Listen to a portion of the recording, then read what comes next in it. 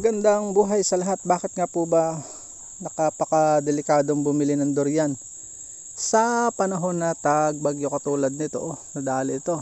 Natural, may common sense talaga itong vlog ko. May masasapak po talaga dyan. At kapag ka nagipit yung may-ari o natutokso, ay pwede talaga niyang ibenta ng kahit mura. Pero wala naman lasa. Minsan ay bubot pa talaga at hindi mahihinog. Ito yung natural, tingnan nyo, spot the difference. Yan.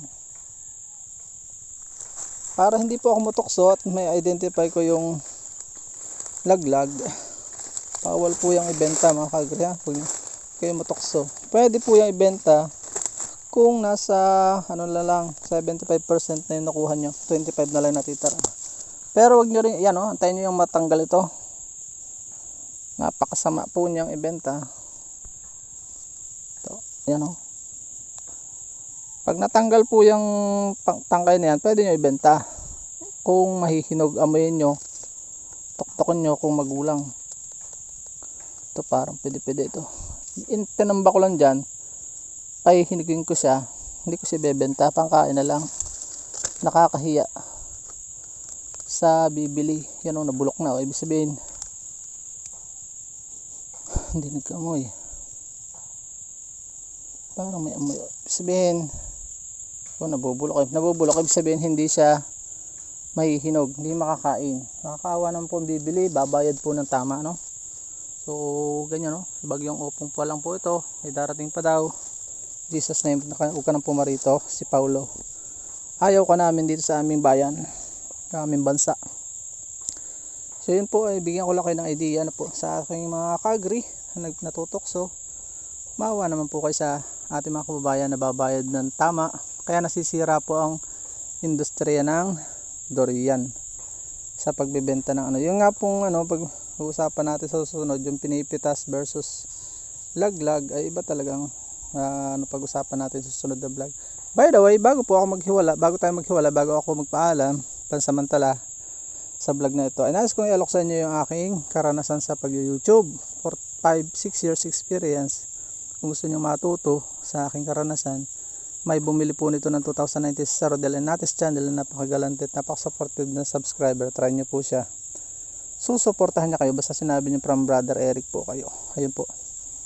May bumili din po nito ng 500. Hindi ko kakalala. Magta-try daw siya mag-vlog. So sa pagbili nyo po ng ebook na ito, ebook po siya, 84 pages I think. 84 pages. Matututo na kayo. Less na po yung pagtatime para paghihintay para ma-monetize. So yun grabe itong laglag nito. Ang dami yung laglag yun Yun, mga immature yun, hindi may hinog. Payable po sa via GCash at share ko po sa inyo sa downloadable link via messenger account o kaya naman po ay sa email. Yun po. Tanggalin natin yan. Baka makatusok. Babalikan ko na lang itong mga napitas ko ngayon. So yun po, pray lang po tayo mga kagri, makabawi tayo kahit tayo nalaglagan. May bagyo na naman parating, may biyaya pa rin naman. So yun, so sa mga kagri ko panghuli, last kong paalala, pag bibili kayo, di bagyo, kinabukasan patatlong araw, yan delikado na yan. Kasi yung during bagyo safe pa yun, after kinabukasan yun yung mga laglag pa.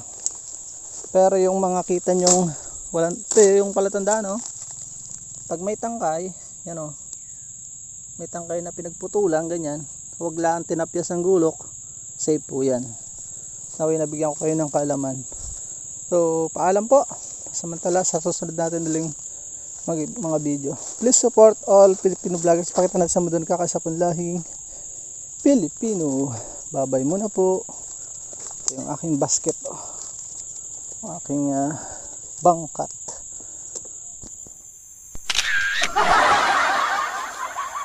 Ayun, dyan po nagtatapos ang ating munting vlog. Maraming salamat po sa inyong pagsubaybay at panonood sa ating pong channel.